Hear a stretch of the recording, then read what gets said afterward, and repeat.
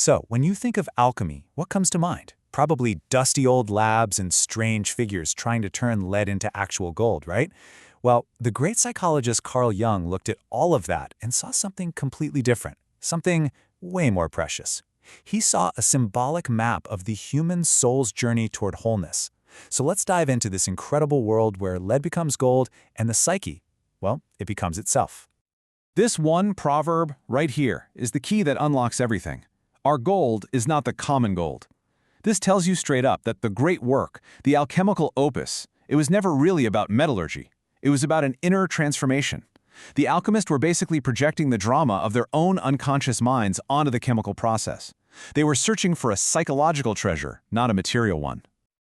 Okay, here's the game plan. We're going to follow the alchematical stages step by step.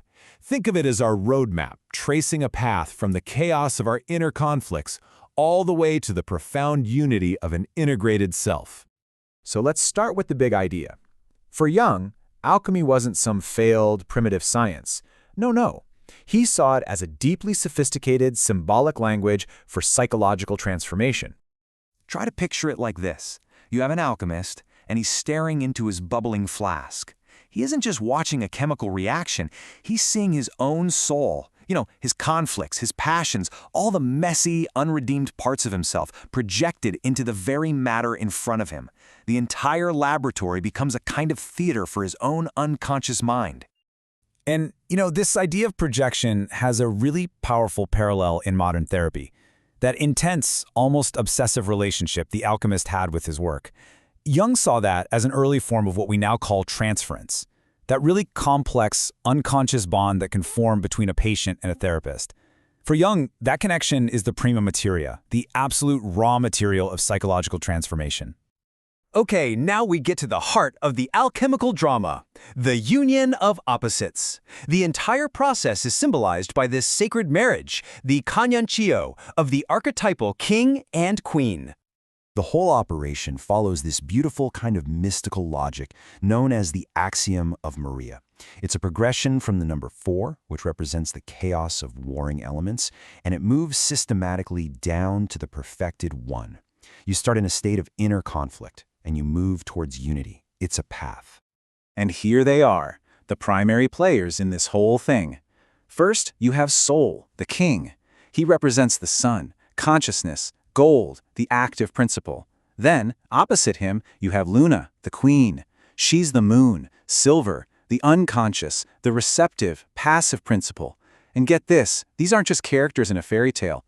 They are fundamental archetypes, the warring poles that exist inside all of us. Now, look really closely at how they first meet. They're clasping their left hands.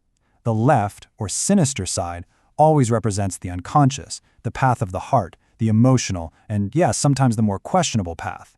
So this isn't some conventional, logical union. It's a deep, instinctual connection, and it's being blessed from above by a dove, which represents spirit, signaling that this is a sacred event. But here's the thing. This union, this wedding, it's not the happy ending.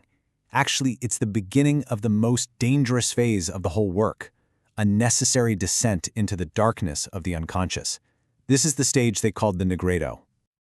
So the king and queen, now united, enter a bath, the mercurial fountain. And let me tell you, this is no spa day. This immersion, which is called the solutio, it symbolizes the complete dissolution of the conscious personality, of the ego, into the chaotic, primal waters of the unconscious. It is a terrifying journey into the psychic deep. I mean, listen to this quote. It's absolutely stunning. It really captures the intensity. Bea, who is the feminine sea, completely absorbs her brother and lover, Gabrijakis.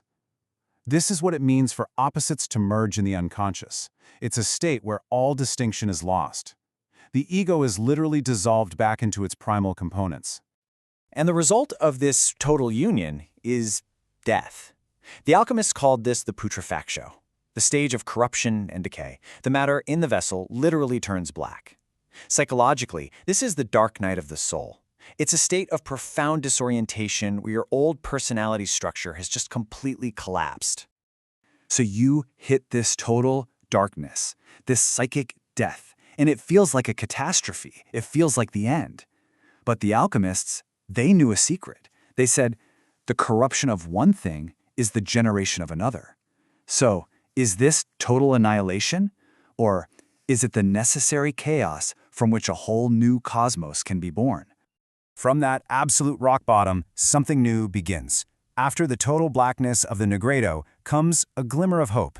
This is the purification stage, and it's known as the albedo, or the whitening. So from the dead, two-headed corpse of that old union, something amazing happens. A single, unified soul emerges and ascends. This symbolizes a really critical insight.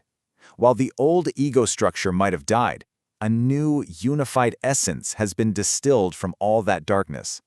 This is the very first glimmer of a new kind of consciousness. This new essence then has to be purified. A heavenly dew, which the alchemists called aqua sapientia, the water of wisdom, it descends to wash the body.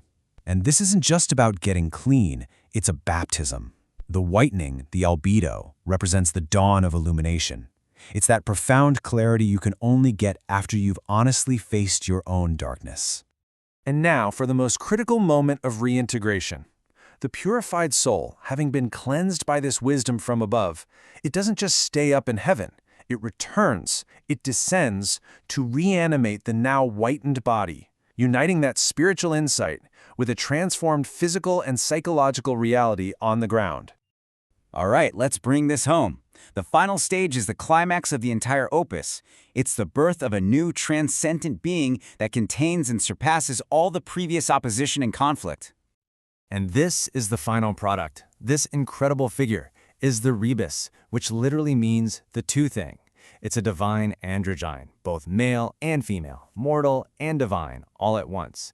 This paradoxical being is the Philosopher's Stone. This is the goal of the great work. Every single detail about this figure is symbolic. The fact that it's standing on the moon, that means it has achieved mastery over the vast lunar realm of the unconscious. The wings, they represent spiritual transcendence, a new kind of freedom. And the union of male and female shows that the inner war of opposites is finally over. Psychologically, this is a perfect image of what Jung called the self, a personality that is whole, integrated, and complete. The alchemists were crystal clear about the value of this achievement. This state of wholeness, this inner union, this was the real gold. It wasn't some substance you could hold. It was a state of being, more precious than any earthly treasure. It's like the incorruptible diamond of the soul. And that really brings us to the core of it all. The alchemists left us with so much more than cryptic recipes. They gave us a living, breathing map of transformation.